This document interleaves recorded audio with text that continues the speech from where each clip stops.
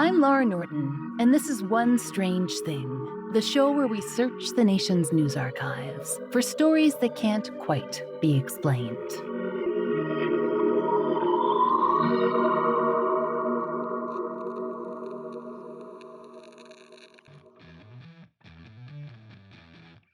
The American long-haul trucker has been a mainstay of our highways, well, since we've had highways. The 1950s gave the United States an interstate system and a new way to move things from one place to another, sitting atop a big old truck. And that trucker life appealed to a man named Harry Joe Turner. In 1979, Harry Joe was 28 years old, married, and living in Winchester, Virginia. He was a trucker, and his job was to deliver, piloting a big rig that reportedly weighed in at 80,000 pounds. Based on a description from the Richmond Times-Dispatch, Harry Joe's short life had been fairly eventful.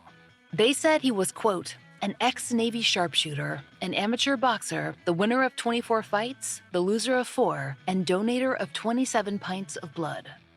Why that last achievement made the newspaper, we can't say. But we're sure that the Winchester Red Cross appreciated all those donations.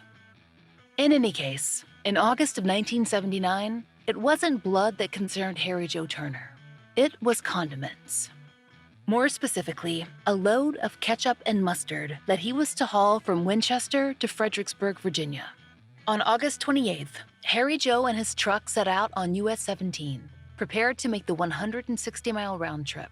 Per the Times-Dispatch, it was a nighttime drive and a rainy one, split here and there by lightning. On his way out of Winchester, Harry Joe stopped to eat at the Big Man's restaurant. Harry Joe was himself a big man, very tall and broad, and likely unafraid out on the road by himself, even close to 11 at night. It was a late start to a long evening, but as Harry Joe told the Winchester Evening Star, he thought he could grab a nap at the warehouse after he dropped everything off. So, after stopping at a local gas station for a Mountain Dew, he was ready to go, with a load worth $80,000. For 20 minutes or so, the trip was uneventful, though Harry Joe told the Times-Dispatch that he hadn't made this particular drive before. According to writer Jim Miles, who interviewed Harry Joe that autumn, the night was almost too quiet. US 17 was practically deserted for the first 17 or 18 miles of his trip. But then, headlights shone in the distance. Harry Joe had spotted another big rig. Per Jim Miles, he decided to contact the driver over CB radio. Hey, southbound 18-wheeler, where you going to, buddy? It was normal trucker etiquette, a gesture that Harry Joe had performed dozens of times. But on this occasion, it went unreciprocated. There was no return greeting. And as Harry Joe told the dispatch, quote, from that moment on, it's like I walked into another world. Per author Fred Whiting, Harry Joe described an onslaught of sensory intrusions. Lights flashing in his mirrors, static coming in hot over the CB radio, screeching noises filling the air. And then, things escalated even further. In a later report, Fred Whiting wrote, quote, the noise got louder and the light got larger, and an object bigger than the truck came over the top of the cab. Turner heard 2 thumps on the roof. It's fair to say that, in a matter of moments, Harry Joe Turner's night had officially gotten weird, and things were about to get much worse. Harry Joe and his condiments had been accosted. Now, what comes next varies depending on who reports it and when Harry Joe did the telling. We'll go with what he initially said he recalled. There was blindingly bright light, nothing like the headlamps of any truck, pouring over Harry's cab. Harry remembered being seized by a kind of force that seemed to wrench its way into the truck. He would, in every description, use the word bionic. That was the pressure that gripped the left side of his body. Later, he'd say that he saw a form or being in that moment. As he told the Times-Dispatch, quote, I didn't know what to call these things. One was on the roof. The other had coiled something, an arm maybe, through Harry Joe's open window. As his cab began to raise off the asphalt, as if by a magnet, he felt that bionic force pressing into his flesh. The creature, had him.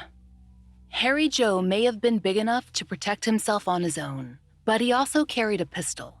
Per the Winchester Evening Star, Harry Joe drew his weapon and fired at the creatures. He emptied his gun. It had no effect. Now, if we were to stick to Harry Joe's telling, things get very fragmented here. He remembered this story, he said, in bits and pieces, telling different reporters and alleged scientists various information at various times. But in the interest of you, our audience, we'll streamline things. Harry Joe claimed that he had been transported, you guessed it, onto some kind of unidentified flying object. He was then surrounded by strange beings, like the ones who had accosted him. Harry Joe later told writer Jim Miles that, quote, "My best recollection is that they were like you or me, only they were dressed up in white clothes, like a surgeon. They also had white caps, and when they lifted up the fronts of them, there were numbers, like identification numbers, written across their foreheads." Jim Miles wrote that Turner said the alien spoke a language that sounded like a tape recorder being played backwards. To communicate with him, the alien simply spoke slowly, and they had a lot to tell Harry Joe. In between physical examinations, which Harry Joe mentioned but didn't provide detail on, he was taken on a very educational field trip. The Evening Star and the Times-Dispatch both reported that Harry Joe visited the moon. He saw Neil Armstrong's footprints, which, admittedly, would be an amazing flex. And then, according to the Evening Star, Harry Joe recalled a trip that took him across solar systems. He claimed to have traveled beyond Alpha Centauri, which he told the Time-Dispatch reporters he'd never heard of. And Harry Joe told another interviewer, Fred Whiting, that he was also shown post-apocalyptic civilizations decimated by war. Humanity's future is what the beings told him. The aliens knew because they'd been through it themselves. Harry Joe told writer Jim Miles, quote, "They want to help us, but they say things have gotten pretty far here, and the end is coming soon." Per the Evening Star, Harry Joe's next clear memory was of bright light, and then he was in the parking lot for the warehouse where his delivery was due, surrounded by concrete, in Fredericksburg, Virginia, in the United States of America, on planet Earth. It was still nighttime. He checked his watch, 11:17 p.m. So it had been less than half an hour since he'd set out on his trip, right? But when Harry made it inside the warehouse and checked their clock, it told a very different story. The time there was actually 3 a.m. The Evening Star reported that Harry Joe checked the odometer on his truck and the separate hubometer on the trailer. Both had registered the same mileage, 17 miles. Somehow, Harry Joe Turner had traveled from the road outside Winchester to Fredericksburg, an 80-mile trip, without putting more than 20 miles on his rig. And somehow, that extraordinary journey had taken close to 4 hours. Then, Harry Joe decided to check his gas gauge. As reporter George Stoddard wrote, somehow, quote, he'd burned 114 gallons of fuel, 74 more than the normal trip would require. Harry Joe wasn't sure what had happened. Had it been some kind of hallucination? If not, why him on this night? Was he going crazy? All he knew for sure was that it had been very, very weird. He told the Times-Dispatch that he unloaded the cargo as quickly as possible and drove straight back to Winchester. There was no stopping for that nap that he'd originally planned. We imagine that he didn't feel much like sleeping. The next few weeks were not easy ones. Harry Joe Turner told his wife and then his family about his experience. Per Fred Whiting, Harry Joe was supposed to make a trip to Pennsylvania that very next night, but instead, he collapsed next to his truck cab. When he was seen by a doctor, who described him as having, quote, busted a blood vessel in his eye, Harry Joe told him about the UFO too. The doctor sent him to see a psychiatrist. Harry Joe reported a variety of strange feelings and symptoms. Per the Times-Dispatch, he felt his right arm was gaining bionic strength. He had cravings for foods he'd never enjoyed before, and he'd developed an interest in reading, even though he told reporters that he'd only ever read, quote, The Evening Star and Hustler before. The dispatch reported that Harry was searching for answers in what he was reading, but that he often had to read each thing twice. He said that that second read was actually for the aliens, since they were using his left eye. He was incredibly sensitive to light and sound. Screeching noises would drive him to his knees. And the worst of it seems that the aliens weren't done with Harry Joe Turner. He told the Evening Star that a few days after his abduction, he found himself compelled to rush out of his home and hop in his truck. Soon, he found himself standing in a rural part of town, soaking wet. The aliens had called him to that spot to question him about the gold cross he was wearing around his neck. They didn't want to take him on their spaceship that night, which was, quote, shaped like an upside-down ashtray, because then it would have to be sterilized. Then he drove home alone, in his wet clothes. Harry Joe's family watched as his life fell apart. He was briefly institutionalized, then allowed to pursue outpatient treatment. Then he was arrested after a 110-mile-an-hour road race with local police. Harry Joe said that aliens were controlling his body that day, and that he couldn't slow down, even though he wanted to. That explanation didn't stop local officials from setting a court date. His family told the Evening Star that Harry Joe was somehow able to uncover a plot they'd hatched to have him hypnotized to find out what had really happened that night on the road to Fredericksburg. According to Harry, the aliens had told him about the plan. And the aliens said that it would have been pointless anyway. They'd just embed his brain with a story full of lies. Per the Evening Star, the aliens also gave him the power to predict the future. Everything from the hands of playing cards to the dates of babies' births.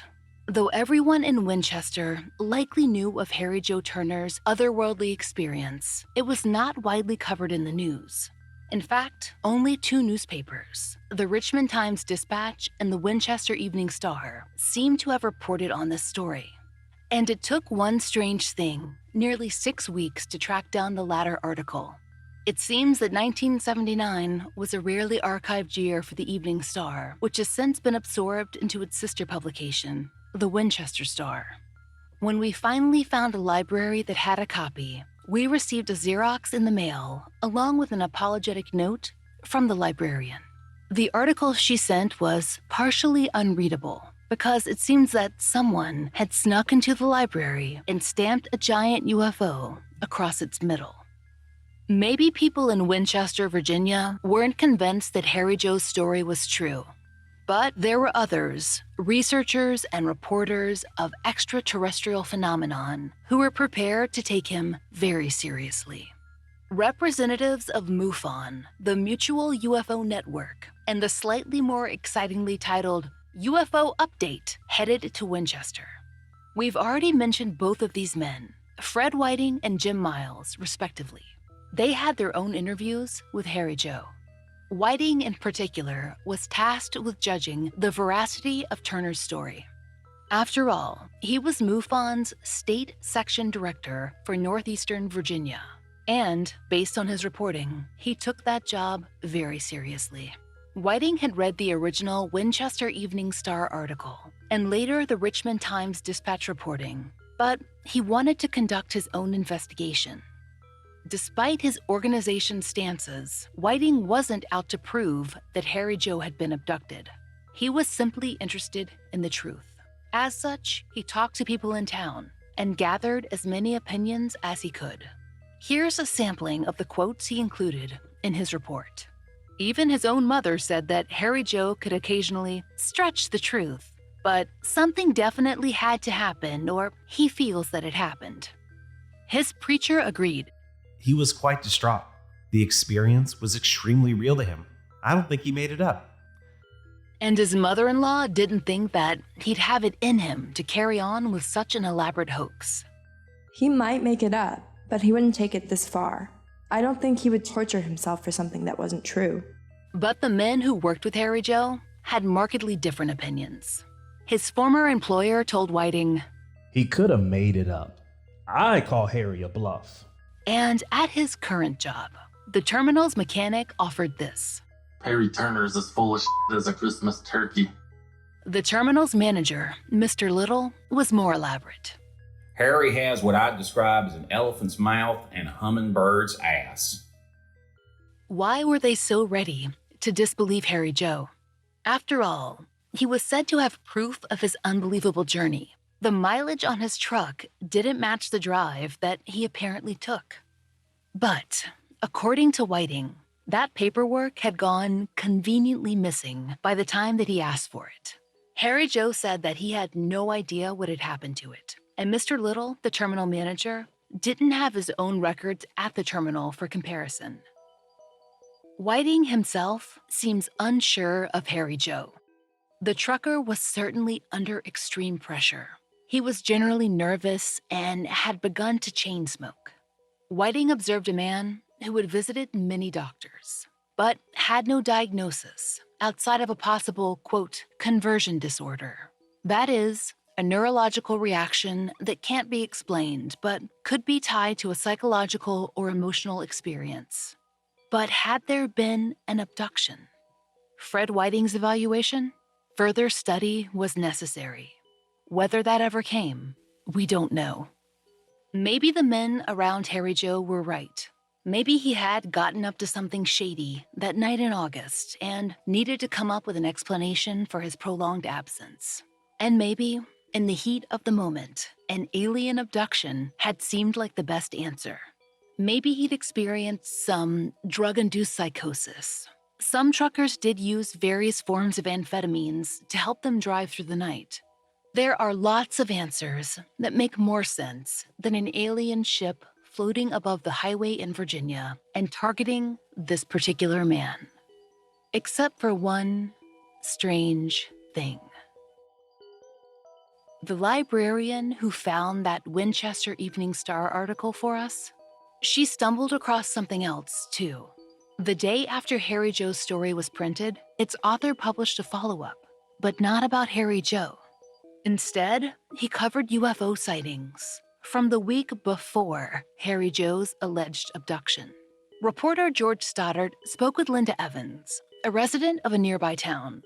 She said she'd gotten home from an evening church service with her children and headed inside to clean the kitchen, leaving the children outside to play with a neighbor. It was nearly 9 o'clock, and within moments, the children began to scream. By the time Linda made it outside, there was nothing there, but the children described a silent, swiftly moving object zipping over their heads. Quote, a white object ringed with flashing lights 7 feet over the antenna of the house. It was headed straight towards Fredericksburg, Virginia. Maybe another parent wouldn't have believed her children, who were terrified and still screaming. But Linda told the Evening Star that she'd seen a similar craft herself just a few summers before. If I hadn't have seen those things, I wouldn't have believed what Mr. Turner said in the paper, she said. Now I wish we'd put what we saw in the paper.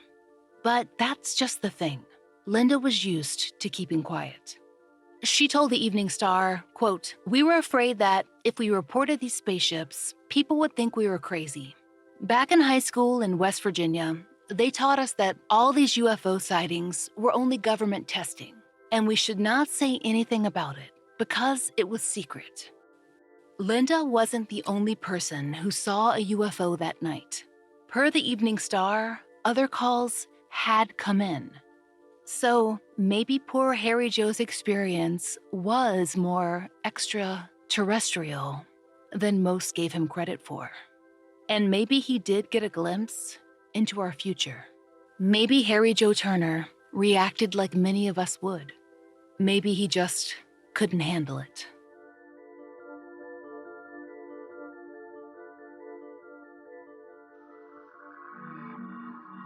We hope you'll join us next time for another real-life story from the fine print of America's local papers.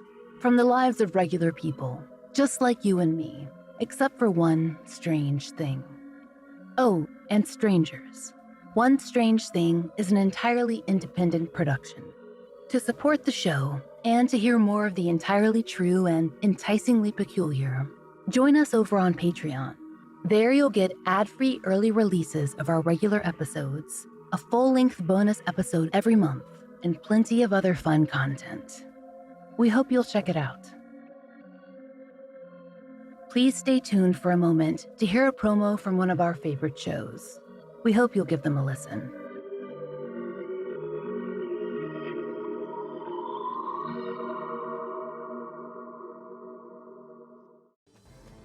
Diabolical. Vengeance. Betrayal. Bad hair. Leaning. Hi, everyone. This is Kimberly. And this is Katie. And we have a weekly podcast called A Date with Dateline, a recap of Dateline episodes. We talk about important issues like grainy surveillance footage, cell phone towers, Andrea Canning's white jeans, and Mankey's hankies. We delve into the details of any victim who's ever loved life or lit up a room. So find us on Twitter, Instagram, Facebook, and iTunes to make A Date with Dateline. And remember, don't watch alone. A Date with Dateline is a podcast hosted by two professional amateur true crime TV experts with no formal training but evidence lockers filled with snark and uninformed opinions.